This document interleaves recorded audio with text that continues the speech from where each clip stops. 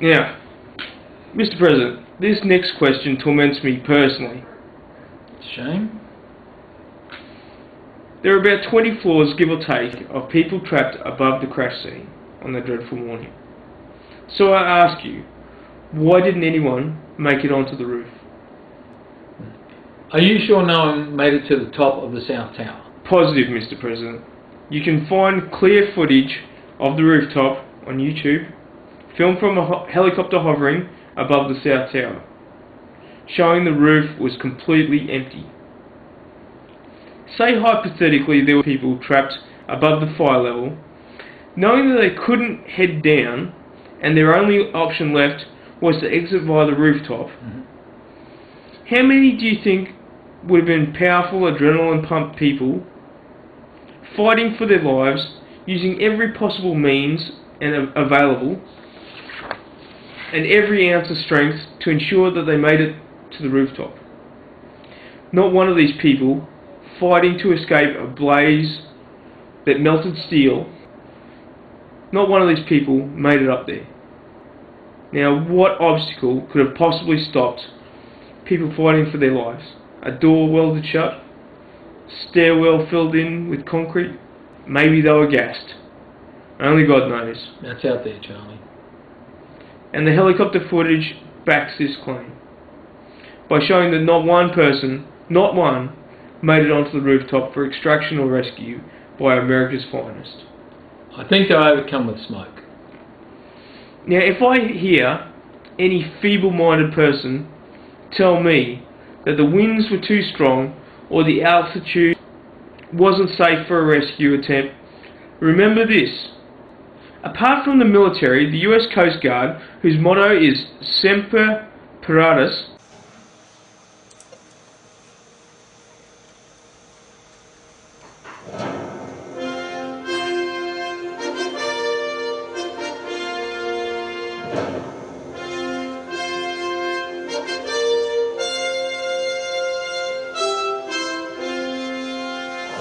I am America's maritime guardian. I serve the citizens of the United States. I will protect them. I will defend them. I will save them. I am their shield. For them, I am Semper Paratus. I live the Coast Guard core values. I am a guardian. We are the United States Coast Guard.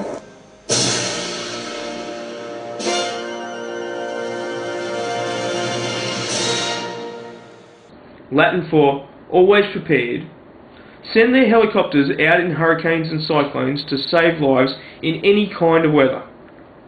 Now tell me, Mr. President, did you see any hurricanes at Ground Zero? No, there was no hurricanes that day. That's not in dispute.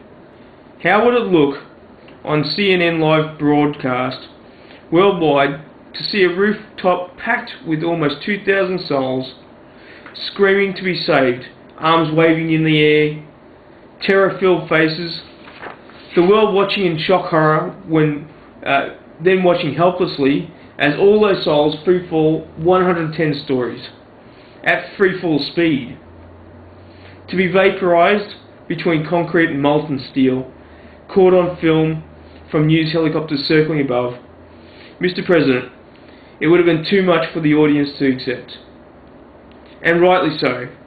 I believe these people were deliberately obstructed so that all the footage of the free fall was kept clinical. I don't know about you, but I didn't see any highly trained SWAT, Navy SEALs, Army Rangers, Marines, Air Force, US Coast Guard, Delta Force, Backwater. I saw no choppers fly in. Sorry. I saw no choppers fly in to save anyone, like they were trained to do. Mr. President, why didn't we see any specialised squads fast roped directly onto the rooftop to set up an operational forward command centre for first aid, medevac, or advanced communication relay? How many teams of highly trained paratroopers with tandem chutes could have brought many American souls to safety, to the streets below, and all I saw were feeble chopper pilots reporting afar off. To what end? They got their story. And who gave the order to stand down? What would these highly trained teams have found in the stairwells or on the fire doors? Someone knew these buildings were going to collapse, and they didn't want these rescue groups on the roof or even in the building. It's disturbing to think that these units spend years training and honing their skills for moments just like these, at taxpayers' expense, and no attempt was made except by the brave firefighters who laid down their lives in the line of duty, trying to save as many souls as they possibly could. These men all died as heroes in the eyes of all Americans, and well and truly deserve every effort by us to attain the truth, regardless of cost or timely the venture. Now there is a storm brewing, the likes of which has never been seen before, stirring in the hearts and minds of patriots across this great land. The truth will strike with a lightning of its own revenge upon all those responsible for 911. Now, Mr. President, I strongly urge you to start an investigation into 911 immediately. Charlie, if I do that, it could bring down the whole system.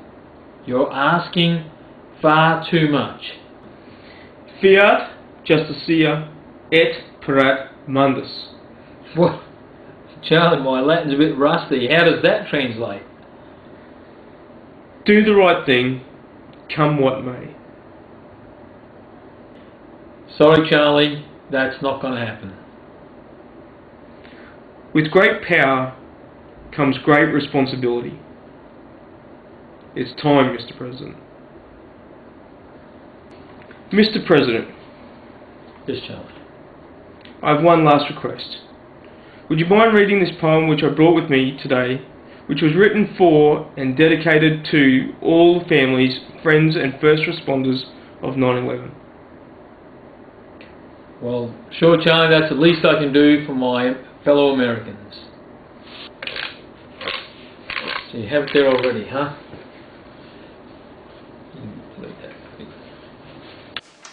Mr. President, I have one last request.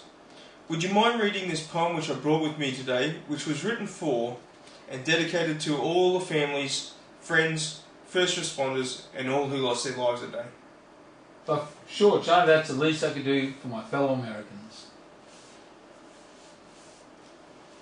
Thank you. Alright. Two brothers fallen. Today there lays with blood still stained ground zero where two brothers slain. The world took note of their stature tall, with eyes wide shut they heard the fall. A plot to slay, two arrows fired, the brothers stood strong, neither tired. With poison now laced on steel and mortar, reduced to rubble like pools of water. Oh, how the mighty have fallen, fallen. With many men's fate still in their hands, the trademark skyline no longer stands. Our weeping widows still wear the bands. Oh Lord, why don't they understand? Some would say it's far too late to seek fair justice beyond this date. We know this now without debate. The truth is out, it's called thermate. Thermate? Thermate? This is the biggest lot of rubbish I've ever had the misfortune of reading. This is just absolute propaganda. And the imbeciles that wrote it ought to be ashamed of themselves for rejecting the official 9/11 story. Well, Charlie, it doesn't look like you'll get another interview. Oh, what can you do? What's this?